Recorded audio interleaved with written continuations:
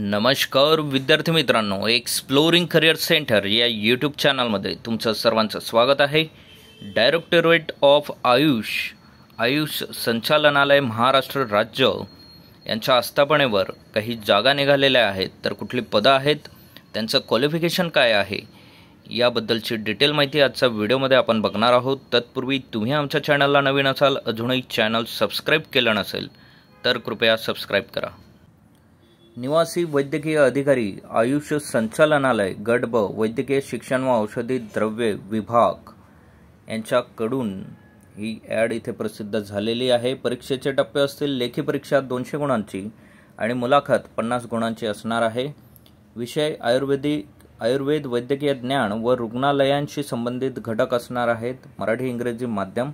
प्रश्न संख्या 100 असतील, गुण 200 असतील। 1 तास हा दिला जाणार आहे।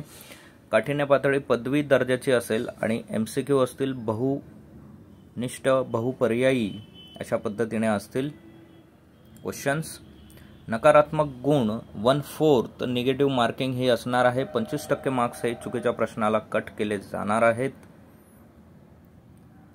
सिलेबस इथं दिलेला आहे। पंचकर्मा उपक्रम असेल, शल्यतंत्र, मॅनेजमेंट ऑफ ट्रीटमेंट प्रोटोकॉल्स असतील, त्यानंतर मॅनेजमेंट ऑफ लेबर रूम असेल, management of neonatal unit and immunisation असणार आहे। इमर्जन्सी मॅनेजमेंट असेल,